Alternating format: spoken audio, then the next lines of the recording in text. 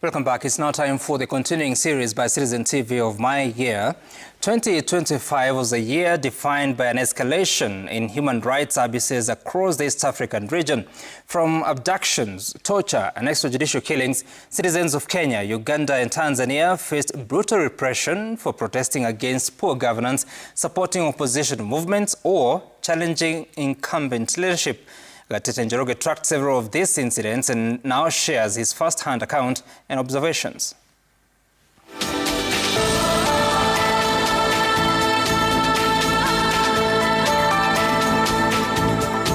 Once hailed as a beacon of democracy on the African continent, the East Africa region is now showing alarming signs of sliding into a hotspot of human rights abuses. If the events of 2025 are anything to go by, from anti-government crackdowns, abductions, and illegal detentions to the emergency of cross-border abductions, the region's democratic story is being dangerously rewritten. One story I followed for over 40 days, and which sharply illustrates the shrinking civic space, is the abduction, illegal detention, and eventual release of Kenyan activists Bob Njagi and Nicholas Oyo in Kampala, Uganda. It all began on October 1st at around 3:52 p.m. when I received a WhatsApp message from our news director Monica Kiragu. It was a forwarded alert.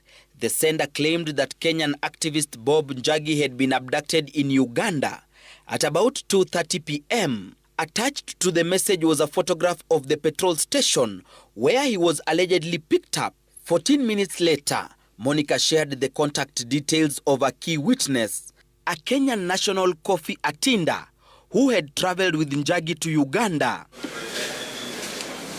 I immediately called him. On the line, Atinda confirmed our worst fears. Bob Njagi and another activist and close associate, Nicholas Oyo, had been kidnapped. The three had left Kenya for Uganda on September 29th. Atinda maintained that the trip was strictly business-related. However, during the same period, they were also spotted attending campaign rallies of Uganda's opposition figure and NUP presidential candidate Bobi Wine, a move that likely drew the attention of intelligence operatives. They were intercepted by armed men at a petrol station in Kireka, Kampala. People came out with guns, there were 4 of them.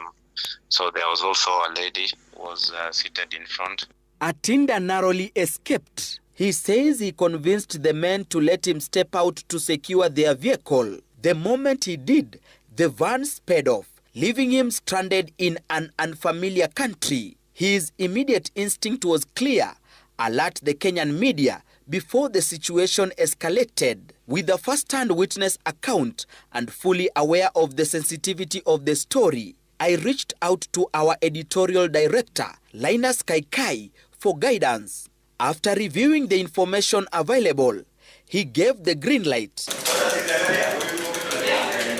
By 7 p.m., we were on air with the story. Ameripotiwa kutekwa nyara jijini Kampala, Uganda. Kenyan activists Bob Njagi and Nicholas Oyo were alleged. At the time, I believed the publicity, coupled with the diplomatic ties between Kenya and Uganda, would lead to the activists' release within days.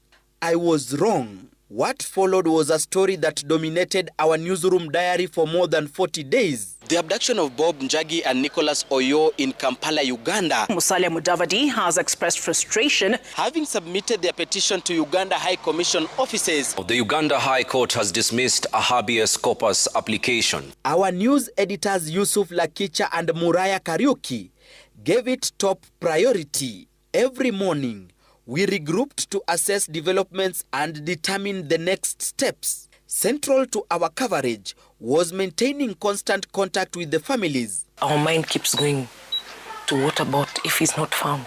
A daily check-in that became as important as the story itself. I was constantly in touch with human rights activists. They dedicated their time and resources to securing their release. Free Bob, free Nick. Free Bob, free Nick. From covering press conferences and attending prayer services to meeting officials at the Ministry of Foreign Affairs and even organizing demonstrations, nothing was left to chance. We are here at the entrance. We are not going home. We are not relenting until Bob Njagi and Nicholas Oyo are released immediately by the abductors. Political leaders also joined the clarion call, condemning their abduction and demanding for their release. How is one William Ruto, the head of the Jumuiya, yet he allows his citizens to be mistreated by other heads of state? It means he is colluding. This story opened the door to a strong network of credible contacts in Uganda. I stayed closely connected with two lawyers who moved swiftly to file a habeas corpus application, seeking to compel Uganda's security agencies to produce the two. At the time, activists and journalists on the ground generously shared leads, documents, and first-hand material that helped keep the story alive and moving forward. Then came the 38th day. At exactly 1:25 a.m., while at home, I came across a statement on X from the Principal Secretary for Foreign Affairs, Korir Sing'oei, posted earlier at 9:54 p.m. It carried a quiet hint of hope. A few hours later, when I woke up at around 6 a.m., our WhatsApp groups were buzzing. The news had finally broken. They had been released. A photo soon followed, showing them alongside Kenya's High Commissioner to Uganda, Joash Maangi. My colleague Jane Cherotich later covered their return to Kenya at the Busia border. From there, the two were flown from Kisumu to Nairobi, where family and friends awaited them, marking the end of a long and anxious chapter. 38 days of abduction was not easy. We didn't think we were going to come out alive. We are traumatized, but we are happy to be home. I'm happy to be here. There are things I might have taken for granted. Today I may not take them for granted. As the duo celebrated their release, Uganda's strongman Yoweri Museveni confessed in a live televised interview that the two were being held in a fridge for the alleged offense of working with Bobi Wine as riot experts. So we picked them up, and they have been in the fridge for some days. The confession came as a shock, as Ugandan authorities had denied holding them before a Kampala High Court. 4 days later, after medical checkup, the two held a joint media briefing where they narrated their experience in the hands of Uganda's military. I was removed from the cell, blindfolded, taken to a room, chained into a chair like this on one hand, one officer at the back, another officer in the front. The one in the front would hit me with blows. I was tied to something like this, and I was whipped severally. Their painful ordeal can only be compared to that of their senior in the political activism space, presidential hopeful Boniface Mwangi and Uganda's activist Agatha Atuhaire.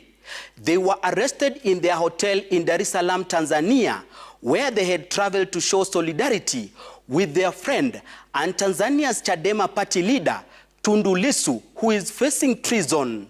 I'm in Tanzania, Dar es Salaam, and there are officers outside my room. On May 19, 2025, Boniface Mwangi went live on his social media pages from his hotel room in Dar es Salaam, Tanzania.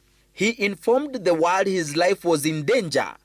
People who claimed to be armed police officers had camped outside his hotel room. Identify yourselves! Identify yourselves! In yet another clip, Mwangi was captured on camera telling unidentified men to identify themselves before arresting him. He was finally picked up. For 3 days, his whereabouts remained unknown until May 22nd. Mwangi was dumped in Ukunda by his abductors, while his colleague Uganda's activist Agatha Atuhaire was also dumped at the border of Uganda and Tanzania. They appeared physically disturbed following the ordeal, a story they shared 10 days later in an emotional media briefing. They told me to strip naked, and I stripped naked. They also ordered me to strip naked. They filed a case at the East African Court of Justice 2 months later, seeking compensation and apologies from Tanzania, Uganda and Kenya. These stories brought back sad memories of the June 25th, 2025 anniversary protests. On this day, Nairobi CBD was turned to a battle zone.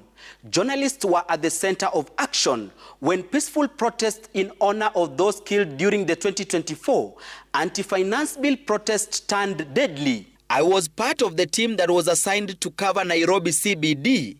I remember very well we started our coverage near Jivanji Gardens, where hundreds had gathered before marching along Moi Avenue Street. There were no police officers. As the rest of the team walked towards the National Archives area, a small group broke away at the junction of Moi Avenue and Kenyatta Avenue and started marching towards GPO. Police officers in 4 Land Cruisers intercepted the team. Seconds later, tear gas filled the air as they dispersed the crowd. We took cover, then emerged minutes later, only to find a large crowd of people near Nation Center. They were joined by Busia Senator Okia Omtata, and off the group marched towards GPO heading to State House. The police were ready for them. Within minutes, GPO was turned to a war zone. Together with my cameraman Hebron Kinyoda, we took cover at Huduma Center. Here, we got first-hand action.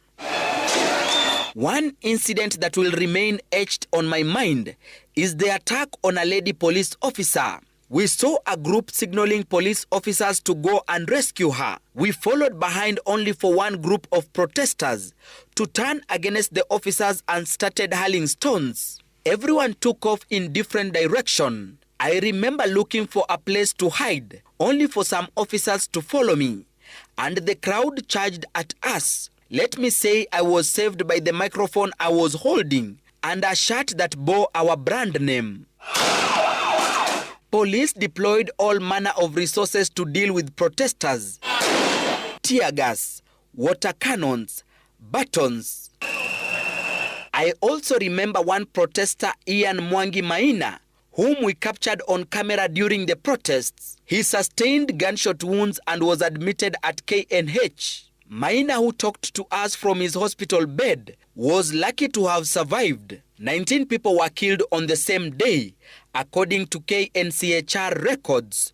For me, 2025 was a year that clearly showed that we are far from the democratic ideals we profess as a nation and a region. There is a lot of work that needs to be done to safeguard the freedoms enshrined in our constitution, and time is ripe for the leadership in East Africa region to embrace positive criticism and be more tolerant to divergent views.